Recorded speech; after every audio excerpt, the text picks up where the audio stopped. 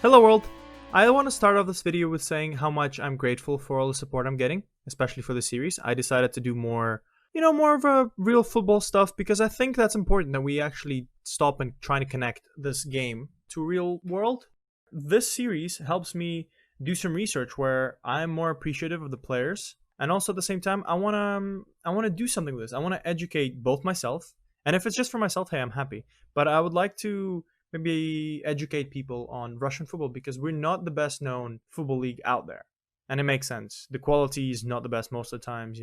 There's all sorts of weird shenanigans going on in games and people don't want to get involved in them. But I want to pay dividends to the players that do deserve, because a lot of players are fed up with this bullshit. And like I mentioned in my previous Pride of Caspia videos, some players do just tend to go, hey, I have a Russian passport. I want the money. That's all I care about in my life. So, like I said, I decided to make this series, Russians Outside of Russia.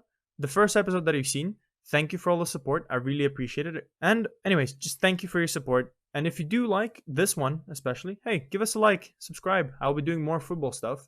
If you do have any other suggestions of things I should do, hey, don't be afraid to comment, on this. Comment on my Twitter, comment on my Instagram, Facebook page, whatever. Just give me a comment. This is the first series I'm doing. I'm going to be doing Russian team coverage as well, so I'll be doing some interesting teams in Russia. Sorry for having a very long intro. Let's just jump into it. We start on the page with a very, I want to say, underappreciated player, which in my opinion kind of started the trend of, hey, I'm fed up of being in Russian football, I'm just gonna leave. And this guy, Anton Mytryushkin, I have huge respects for him because this was when he left for Sion in was it 2015, 2016? Russian players tended to be, well, I will not leave Russia, because he was in Spartak, so this means he was a good player playing for a good team, earning good money. So he had his future career kind of set up. He had financial stability, that sort of stuff, and hey, he had the passport, so that means a lot of money. And this guy just went, you know what, no, I want to play in Europe. I think I'm good, but I will never be amazing if I just stay in Russia. So he decided to go to Sion. But like always, I am rushing into things, so let's start from scratch. He is born in Krasnoyarsk, Russia. As you can see in this, he is 24 years old. He's a goalkeeper, as you can see. He is currently without a club. This guy is worth 1.62 million on transfer market, and I think he's a very, very, very good player. He has also, because I like to bring FIFA into this, he has a 67 rated card in FIFA. But yeah, let me talk about his past, because I think it'll be good if we do it in chronological order. So this guy, why is he here? Why am I really interested in him? Because he was one of the hottest prospects in terms of goalkeeper, at least back in the day, because he was a very young player when he joined Spartak, and he was a really good player. He was given some games. He played for the second Spartak team, so Spartak B or Spartak M2 in this case, and he was a really solid keeper. He was young, perspective, very, very good player. But also it was really backed up by stats, because in 2013 Russia has won the UEFA Under-17 European Cup, and he got the Goal Player Award, so he got the best player of the tournament. And this was a start of where we thought, that's it, Russia's gonna dominate football, because 2 years later, we got silver. So you think, wow, this is a very talented generation of Russian players coming through. Well, how will this mean for the big boys? How will this mean for the proper national team? And I mean, from the team that beat Sweden in the in the semi-final, there are some notable names. So you obviously know the guy Golovin, that makes sense. There's Zuyev, who, he's not as well known. He was also a young prospect, but didn't do much. Barinov, he currently plays for Lokomotiv, so he's a good one. And Zhumaltidinov, who's also a pretty good player. So I did mention the game against Sweden, and that was a game and a half, because this game was when a lot of people started noticing him, because this man, what he did was he decided to save a penalty, and then he decided to score one. So Russia won 10-9 on penalties. I mean, a horrible amount of penalties conceded, but still, he saved it, then was cool enough to score. So you think, okay, we're in the semifinals, so we beat the semifinals, now we're in the finals. We play against Italy, and we did really well, again getting to penalties, but this time, this man has saved 3 penalties as Russia won 5-4. And this is what caused, UEFA, tournament directors to give him an MVP. And he was a decent player, he had some good performances, so he wasn't just for those, he had a really solid tournament. And then again, like I mentioned, we made it to the final with the under-19s just 2 years later. So you can see he's a very talented goalkeeper. However, this man had huge problems with injuries. So he had a damaged knee cartilage injury, which he messed up, and he was out for 18 months. Yeah, so that pretty much paused his career. So if you take a look, that coincides with the great season he had at Sion, which was his, I guess, his second proper season. Yeah, it was his second proper season. He became their first goalkeeper. He was doing great stuff. He was playing. I think he was the captain at some point as well. Bam, huge injuries here, and he hasn't played well. He hasn't played for a while, and he's run down the contract.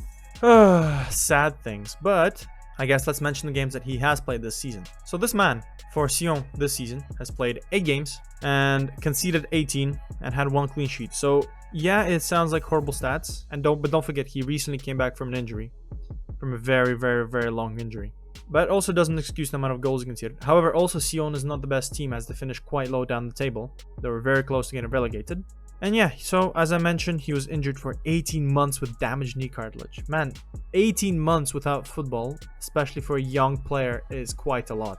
What a shame. I love this man, and this is becoming an ode to Mytryushkin, and I hope that he does well. But a fun note, quick note here, he is currently, apparently rumors, training with Monaco. So hopefully, maybe Golovin and Mytryushkin will reunite, and that will cause, I guess, sparks, and Monaco will win the Champions League next season. I don't know, he's not joined them yet, he's just training with them. So another thing I forgot to mention, which I will be mentioning every game or every player, is their potential and current ability in Football Manager. He's got a current ability of 113 and a potential ability of 135. So that 135 in previous games was much higher. But again, if you're injured for 18 months, man, I'm not surprised. So what happens? Like you can see here, he tends to join smaller clubs. So Ural is currently mid-table-ish in the Russian league with a nice little kit. And that's what happens. He tends to be a keeper for a mid-table Russian team or a backup keeper for Russian teams, for good Russian teams, which is a shame. He had a lot of potential. Right, so I think that right about covers pretty much everything about him. I have spent too much time on him, but now we'll be moving on to some lesser known players that are currently playing elsewhere. So hello, we transitioned to a new player, and you may be confused. Why are we looking at a German player instead of Russian? Well, funny story, this is one of the few players, well actually no, there's one of a lot of players that are German that also have a Russian nationality, and I know about them mainly because of the fact that a lot of the times they do tend to join Russian clubs in Football Manager, and also they tend to play for the national team of Russia. So yeah, I'll count it. Maybe they're not fully Russian now, and maybe they will never play for the Russian national team. So we continue with Eduard Lowen. This guy, he may be not as much known as Mytryushkin for the Russian group, and he may not be very well known for you guys as well. So this guy, he plays for Hertha Berlin, but he has been on loan from Augsburg. And as you can see here, that is the case as well. So this is the second season he's on loan with them. He is born in Idar Oberstein, Germany, age 23. His positioning is weird, especially on this one, but according to Transfer Market, he's a center back and center defensive mid, and I think he plays some games in center mid as well. He has a 74 rated card on FIFA. On Transfer Market, this guy has valuation of 4.95 million, and I think it's kind of mirrored by Football Manager a little bit, 6.25. I think that's close enough, especially if you consider that Transfer Market do tend to lower their valuation a little bit, not sure why. But let's talk about his stats and how he has done for Augsburg last year. For Augsburg last year, he has played 24 games, scored 2 goals, and made 1 assist. And to be fair, you can see he's a bit of a... he's somewhere around the first team, so he's a decent player. He's playing for Augsburg. Augsburg is currently, right now, they're still in the Bundesliga. Yeah, they're in Bundesliga, so I'm not talking about that. So he is a lower team Bundesliga level player, which means, if you use that logic, he's probably definitely of high level for Russian national teams, or for Russian teams. That's just how low our level of football is. And his current ability does a little bit reflect that. So he's got 128 for his current ability and has a potential of 144. And for a 23-year-old man, that means he still has a little bit of time to grow into that. So he could be a good player for you guys to pick up. And you can pick him up for 5 to 7 million in the second season. So I think that's kind of a good buy. And especially if you're a Russian, if you play for a Russian team and you have that 5 to 7 million, this is good because we do have that annoying, horrible foreigner limit that just limits everything. I don't know if he's ever going to be noticed by the national team in real life, but in Football Manager he does tend to do that a lot. What happens to him in Football Manager? Well, most often he does play for the Russian national team. He's not good enough for Germany. And pretty much, if he doesn't stick in Germany for a bit, at some point he eventually joins either Spartak or Zenit. So those are the two high-spending teams, and those are the two people that tend to buy players instead of developing them, even though both have amazing academies. So this has been our first German that we're going to cover today. We're actually going to jump into a second German, which is more interesting because he's a slightly better player, well, if you consider FIFA ratings.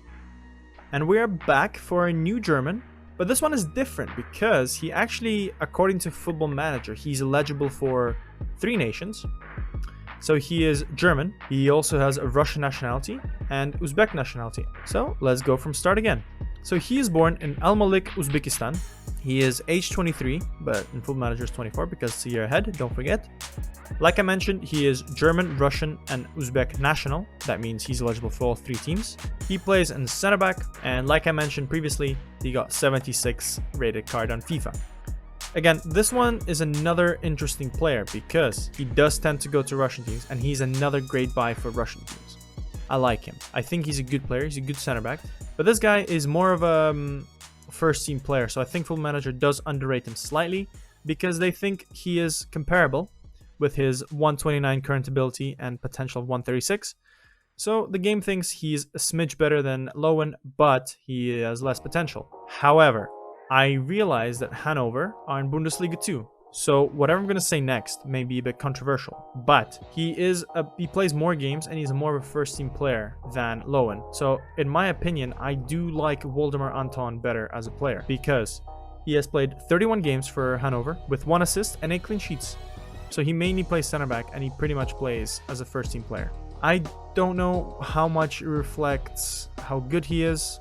Transfer Market thinks he's valued at exact same price, 4.95 million. Very interesting. Maybe they're just 20%, I just don't know it. And in Football Manager, previous saves and this save, he does tend to go for a bit more money. I'm not sure why. Maybe it's because I'm honestly not sure why, but 6.8 million for me instead of the 5.7 for the previous player. Again, similar careers as every other Russian player. You know, if you have any other nationality and Russian, you will tend to transfer to a Russian team at some point. That's just the pool of the Russian teams in the game because they can offer you a lot of money and they actually have a need for you as opposed to some other players where they can go, well, we don't technically need them for that much money, you know.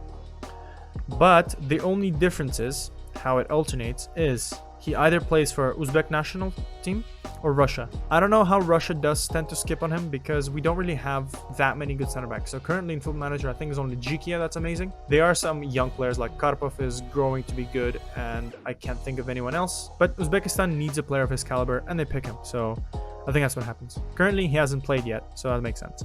So this has been the last... No, technically not. This has not been the last German. There's another German that we'll mention, but this guy is cooler because he's a striker. And here we are. This is another German, but he is a bit different to the other ones because he was actually born in Russia, which I will jump to in a second. So this guy has been actually one of the most prolific strikers since football started opening up after the pandemic because, as you know, one of the first leagues to open up were the Korean League, and they started playing a lot of games because Korea did an amazing job dealing with this pandemic. Bravo to them. And for all those that are interested, I used to live in Korea, so hey, that's kind of cool. But I hate Pohang because my school that I was back then, and they were our rivals. So we played against them and we did not like them. And they didn't like us. So yeah, shame that he plays for Pohang, but I still had to cover him because he's awesome. Why is he awesome? Well, I don't want to jump into it too quickly. Let's do the start first. So he's born in Kalmykia, Russia. So Kalmykia is the region, and I think if you look at the direct city, it'll be Yashalta. I think he moved to Germany at a quite young age, and as you can see, he started his career in Germany.